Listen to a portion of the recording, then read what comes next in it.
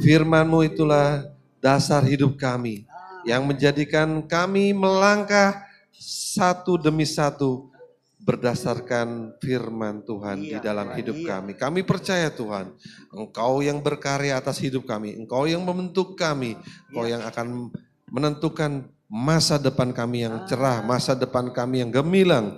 Kami percaya Tuhan, bersama dengan Tuhan ada pengharapan, ada masa depan yang cerah. Terima kasih Tuhan, terima kasih. Sebentar kami akan duduk diam mendengarkan kebenaran firman-Mu. Engkau membentuk setiap hati kami, Engkau memberkati hamba-Mu, agar setiap benih firman-Mu ini boleh tertanam dan kami lakukan di dalam setiap langkah hidup kami. Terima kasih Tuhan, di dalam nama Tuhan Yesus Kristus kami sudah berdoa dan mengucap syukur. Haleluya, amin. Terima kasih untuk para WL dan singer yang sudah memberkati pada pagi hari ini. Terima kasih kepada Pak Trisno yang sudah memberikan waktu dan kesempatan kepada saya untuk memberitakan sebagian dari kebenaran firman Tuhan. Pada pagi hari ini, The Year of God's Protection, saya akan mengambil subtemanya cinta yang mengokohkan. Perlindungan Tuhan melalui cintanya Tuhan. Terambil dari 1 Samuel pasal 2 ayat 18 sampai 20. Saya bacakan kalau sudah. 1 Samuel pasal 2 mulai ayat 18. Adapun Samuel menjadi pelayan di hadapan Tuhan. Ia masih anak-anak yang tubuhnya berlilitkan baju efod dan kain lenan. Ayat 19. Setiap tahun ibunya membuatkan dia jubah kecil dan membawa jubah itu kepadanya apabila ia bersama-sama suaminya pergi mempersembahkan korban sembelihan tahunan. Ayat 20. Lalu Eli memberkati Elkana dan istrinya, katanya, Tuhan kiranya memberikan keturunan kepadamu dan perempuan ini pengganti yang telah diserahkannya kepada Tuhan. Sesudah itu pulanglah mereka ke tempat kediamannya. Kalau kita membaca di latar belakang sebelumnya di dalam ayat sebelumnya di dalam 1 Samuel, nggak perlu kita baca ya, cuma saya ringkas saja. Di dalam 1 Samuel pasal 1 mulai ayat 1 sampai 10 ada cerita Elkana dan Hana juga Penina yang mempunyai beberapa anak dari Penina, tapi Hana tidak mempunyai anak. Ini membuat kesedihan kepada Hana karena pada saat itu di masa itu seseorang yang tidak mempunyai keturunan, seseorang yang tidak mempunyai anak itu dianggap hina, dianggap terkutuk ya. Jadi Hana merasa dan Penina sebagai madunya itu juga selalu menyakiti. Istilah bahasa Jawanya mungkin ngece ya.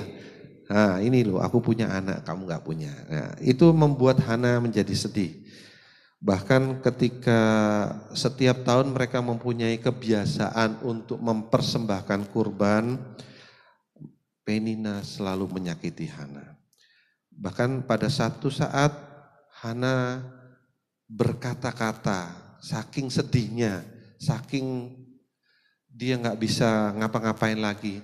Seseorang yang sudah dikatakan mandul ya, Hana berkata-kata dalam hati. Kalau orang berkata-kata gimana? Biasanya kan nggak terucap kata-katanya. Dia cuma mulutnya umi-umi aja ya. Nah Imam Eli melihat Hana seperti perempuan mabuk ya. Tapi Hana dalam hati berjanji. Kita baca ya di dalam 1 Samuel pasal 1 ayat 11. 1 Samuel pasal 1 ayat 11. Kemudian bernasarlah ia, katanya, Tuhan semesta alam, jika sungguh-sungguh engkau memperhatikan sengsara hambamu ini dan mengingat kepadaku dan tidak melupakan hambamu ini, tetapi memberikan kepada hambamu ini seorang anak laki-laki, maka aku akan memberikan dia kepada Tuhan untuk seumur hidupnya dan pisau cukur tidak akan menyentuh kepalanya. Hana bernasar, cukup satu anak saja Tuhan berikan kepadaku. Karena Hana merasa Tuhan membuat kandungannya Tuhan membuat kandungan Hana tertutup sehingga Hana tidak bisa mempunyai seorang anak. Hana hanya berdoa, Tuhan berikan aku seorang anak laki-laki. Jelas ya, bukan anak. Hana berdoa anak laki-laki. Dan nasarnya adalah akan memberikan anak ini jika dia sudah melahirkan dan membesarkan dan menyapinya, dia akan memberikan kepada Imam Eli. Untuk apa? Untuk menjadi pelayan Tuhan seumur hidupnya. Itu adalah nasar, pengertian nasar. Nah, apa jawaban Tuhan atas doa dari Ibu Hana? Di dalam 1 Samuel pasal 1 ayat 17, melalui Imam Eli, Tuhan menjawab. Ya, dalam 1 Samuel pasal 1 ayat 17, jawab Eli, pergilah dengan selamat dan Allah Israel akan memberikan kepadamu apa yang engkau minta daripadanya. Nubuat adalah kata-kata atau gambaran akan masa depan yang belum terjadi. Ya, ketika Imam Eli berkata tentang anak yang akan dilahirkan oleh Ibu Hana, ini belum terjadi. Ya, tetapi kalau kata-kata itu, hikmat itu dari Tuhan, itu pasti akan terjadi. Janji Tuhan tergenapi di dalam 1 Samuel pasal 1 ayat 20. 1 Samuel pasal 1 ayat 20. Maka setahun kemudian mengandunglah Hana dan melahirkan seorang anak laki-laki. Ia menamai anak itu Samuel sebab katanya, aku telah memintanya daripada Tuhan. Kalau Bapak Ibu punya anak, jangan kasih nama yang aneh-aneh. Ya, saya pernah punya teman dari luar, mungkin orang luar pulau belum mengerti firman Tuhan ya. Tapi saya pernah punya teman namanya sesuatu dan belakangnya adalah Teko Alu. Ya, mungkin orang tuanya waktu mereka melahirkan melihat ke kanan, oh ada Teko dan ada Alu ya. Jadi diberi nama Vivi Teko Alu, ya gitu ya. Jadi orang luar pulau ini kadang memberi nama yang lucu-lucu. Misalnya Samuel Halilintar. Ya, waktu melahirkan mungkin ada petir duar gitu ya. Ya, Samuel Halilintar. Ya. Ini tapi Ibu Hana memberi nama anaknya Samuel. Aku telah memintanya daripada Tuhan. Jadi kalau nanti Bapak Ibu punya anak, kasih nama yang baik ya. Jangan nama yang aneh-aneh. Dalam waktu selanjutnya, dalam perkembangan Samuel, dan sebagai makhluk sosial, Samuel menerima perhatian dan cinta kasih dari kedua orang tuanya. Coba Bapak Ibu atau pasangan di sini senggol pasangannya. Perhatianmu ya apa? Sudah ada perhatian belum? Perhatian itu nggak perlu dengan diberikan barang-barang yang mewah. Nggak perlu ngasih cincin berlian. Tapi kalau ada ya nggak apa-apa ya. Kalau punya uang ya nggak apa-apa. Dibelikan handphone, pasangannya udah lama nggak pegang handphone. Zaman sekarang nggak megang handphone rasanya gimana? Ada yang nggak punya handphone? Kalau saya memang kebiasaan bawa handphone ya. Nah, suatu hari saya pernah ketinggalan handphone di tempat latihan badminton. Satu hari tok ketinggalan. Ya itu sampai rumah tolak. Jadi kayaknya ini udah kebutuhan ya. Handphone ini udah kebutuhan. Biasanya kita baca-baca firman, baca-baca Shopee, apa segala macam. Baca aja, jangan beli ya. Kayaknya kalau nggak ada handphone gatel. Mau ngapain ini ya? Nah, sebagai makhluk sosial, perhatian itu perlu dan penting ya, tapi nggak perlu mahal. Misalnya cukup dengan kata-kata, kamu udah makan belum? Tapi nggak perlu terlalu kepo ya. Kalau terlalu kepo akibatnya apa? Orang males ya. Belum wayai makan. Kamu udah makan belum? Ya belum lah, belum waktunya makan. Itu bukan kepo, terlalu mengatur ya.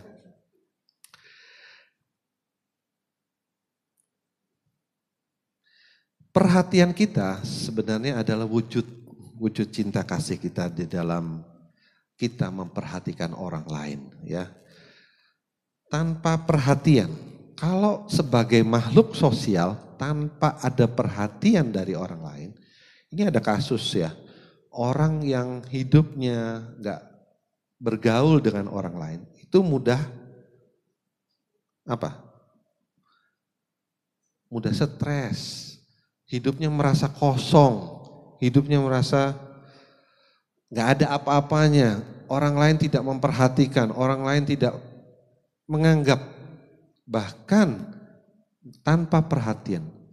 Ada orang-orang yang merasa tidak diperhatikan, tidak berguna, menjadi bunuh diri. Itu ada kejadian nyata ya. Jadi perhatian itu penting, tetapi jangan sampai perhatian itu menjadi beban bagi kita. Sebaliknya, ketika kita memperhatikan orang lain, itu harusnya bisa menguatkan. Seperti Ibu Hana dan Bapak Elkana. Kehangatan hati yang dirasakan oleh Samuel dalam hidupnya sebagai pelayan Tuhan, juga diberikan oleh Imam Eli.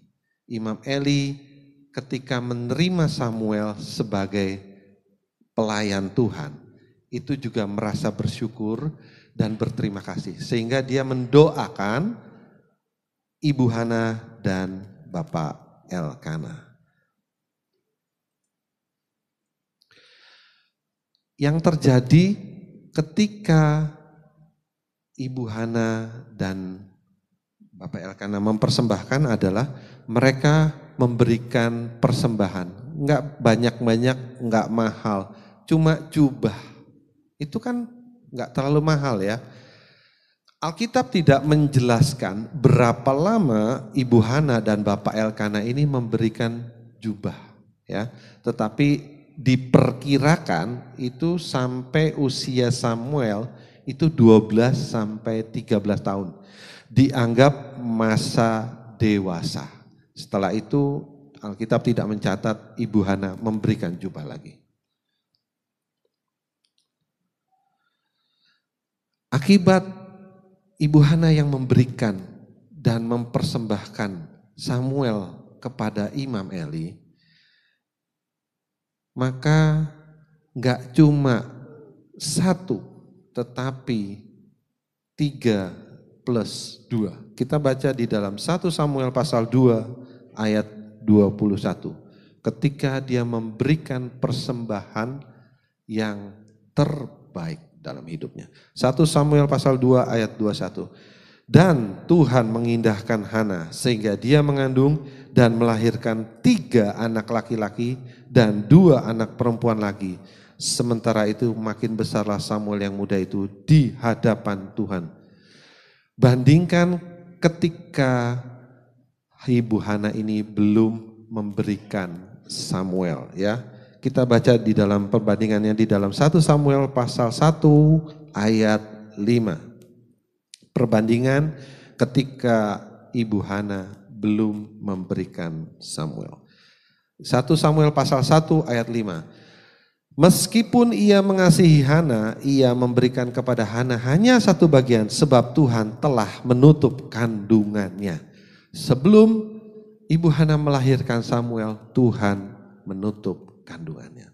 Setelah Tuhan membuka kandungannya dan memberikan kesempatan kepada Ibu Hana untuk mengandung Samuel dan melahirkannya, maka Ibu Hana menepati nazarnya dan memberikan Samuel kepada Imam Eli, maka Tuhan memberikan bonus 3 anak laki-laki dan 2 anak perempuan. Doa sangat besar kuasanya. ya. Karena cinta kasih dari orang tuanya, Samuel sungguh-sungguh bersukacita di dalam melayani Tuhan, ya. Sebab melalui cinta kasih mereka, tiap tahun mereka datang, meskipun cuma ngasih jubah kecil, meskipun mereka cuma datang gak bawa barang mahal-mahal, tapi perhatian dari mereka membuat Samuel mengenal cinta kasih Tuhan dan memahami apa itu cinta, apa itu kasih ya di dalam kehidupannya. Sehingga Samuel terbentuk dan melayani Tuhan juga dengan cinta.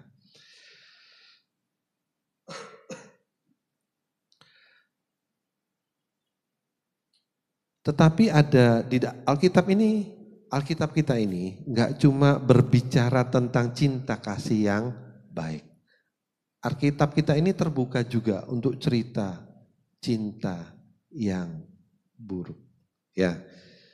Ada cinta yang buruk, ada.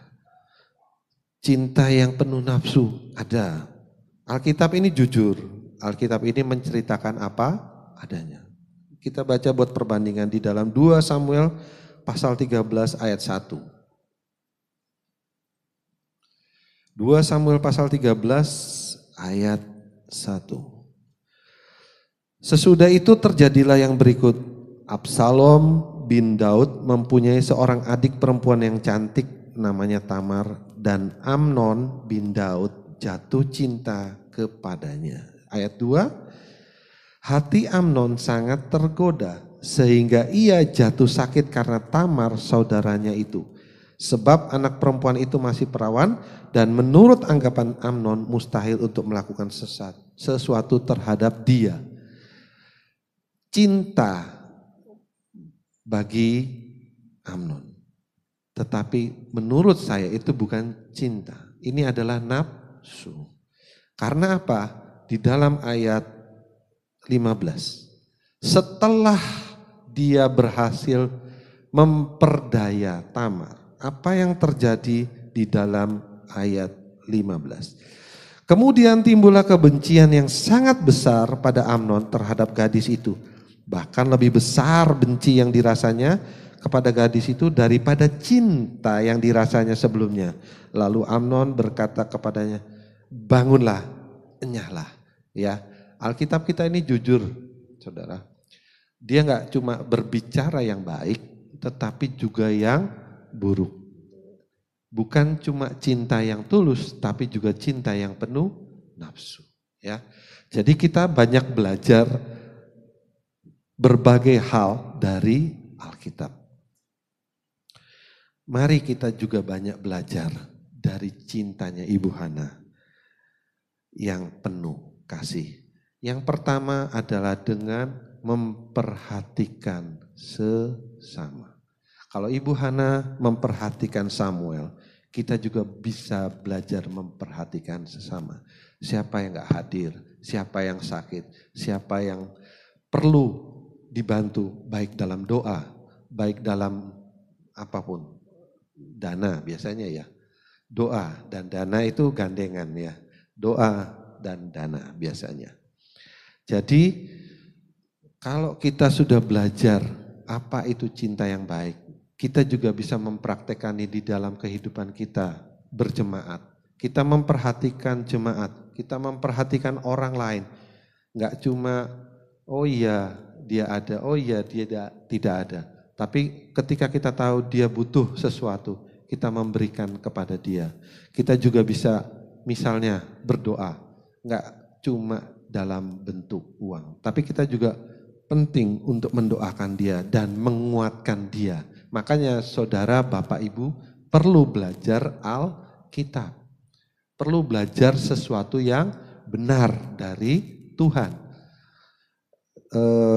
Di tempat saya itu ada program tahunan membaca Alkitab. Jadi kami para jemaat bergantian menjadi hostnya. Kami membaca, ngerti nggak ngerti pokoknya baca. Yang penting baca dulu, yang penting taat dulu. Nah, yang penting mengerti firman Tuhan itu ketika kita nggak ngerti, kita bisa bertanya pada orang yang lebih rohani. kepada Bapak Gembala, kepada senior, terserah. Tetapi jangan ngawur, tanya pada orang yang gak ngerti. Sama-sama gak ngerti ditanyain, percuma. Namanya percuma tak bergun, percuma gak berguna. Tapi ketika kita membaca firman Tuhan, kita minta hikmat dan kita berdoa terlebih dahulu ya. Dengan perhatian, cinta kasih yang menghangatkan dan mengokohkan hati akan memampukan kita untuk terus bertumbuh dan berbuah bagi Kristus. Ya, kiranya firman Tuhan singkat dan menjadi berkat bagi kita pada pagi hari ini. Berapa banyak di antara Bapak Ibu yang hari-hari ini merasa hidup dalam kesepian? Ada suami seperti nggak punya suami. Ada anak kayak nggak punya anak. Ada orang tua kayak nggak punya orang tua. Saudara merasa hidupnya hampa. Hidupnya kosong. Jangankan untuk memperhatikan orang lain. Memperhatikan diri sendiri pun rasanya sudah tidak bisa. Saudara harus percaya ada Tuhan di tempat ini. Yang matanya memandang dari sorga. Kasihnya tidak terbatas. Mari Bapak Ibu bangkit berdiri. Kasihnya tidak terduga. Dan kasihnya luar biasa. Saudara, pagi hari ini kita belajar dari kehidupan seorang ibu yang sederhana. Dia adalah Hana. Apa yang saudara berani berikan untuk Tuhan? Hatimu, hidupmu, tenagamu, seluruh yang kau bisa berikan. Berikan. Dan Tuhan adalah pribadi yang tidak mau berhutang. Pembicara pagi hari ini bukan mengajarkan Bapak Ibu memberi dengan mengharapkan Tuhan memberi jauh lebih banyak. Tapi otomatis. Yang penting pada waktu kita melakukan itu, lakukan karena Tuhan sudah mengasihi kita. Dan kita harus mengasihi Tuhan. Berapa banyak yang hadir ini mengasihi Tuhan? Pada akhir ibadah kami, hati kami berlimpah dengan ucapan syukur. Memberkati akan hamba-Mu Bapak Ferdi Kusuma Winata beserta keluarga. Memberkati semua penata layanan yang ada. Persembahan yang kami sudah berikan setiap rupiah. Tuhan memperhitungkannya sebagai kebenaran. Tuhan memberkati kami dan tidak pernah membiarkan kami. Kami akan pulang meninggalkan gereja ini sementara waktu. Dengan hati yang tetap berkobar-kobar. Dengan iman bahwa Tuhan sudah mengasihi kami. Melindungi kami. Memberkati kami. Bapak terima kasih. Lawat bangsa dan negara kami. Memberkati Bapak Presiden dan wakilnya. Memberkati semua menteri TNI Polri. Indonesia aman dan damai. Memberkati gereja-gereja, memberkati hamba-hamba-Mu. Memberkati kami semuanya. Kami bertumbuh dalam anugerah, dalam kasih, dalam kebaikan, dalam kemenangan Tuhan. Terima kasih Bapa. Tuhan yang peduli dengan kami. Tuhan yang tetap menyertai dan menolong kami. Tidak pernah sedetik pun Engkau membiarkan kami. Bapa terima kasih. Kami mengucap syukur, kami terima berkat-Mu, kami mendoakan saudara-saudara yang tidak bisa hadir. Dimanapun beliau berada, tangan kasih Tuhan menjangkau mereka. Tapi kami yang hadir, kami sudah beroleh berkat, kami berterima kasih bahwa persekutuan kami dengan Tuhan tidak pernah sia-sia. Terima kasih, firman-Mu dimeteraikan. Kami mau sungguh-sungguh menjadi seperti yang Tuhan mau. Jemaat yang dikasihi Tuhan, angkatlah kedua belah tangan-Mu. Arahkan pandangan-Mu kepada surga. Terimalah berkat dari Allah Bapa, cinta kasih kemurahan Tuhan Yesus Kristus di dalam persekutuan Allah Roh Kudus menyertai memimpin hidupmu sekarang bahkan sampai selama-lamanya. Pulanglah, terimalah berkatnya dalam nama Tuhan Yesus. Puji Tuhan, amin.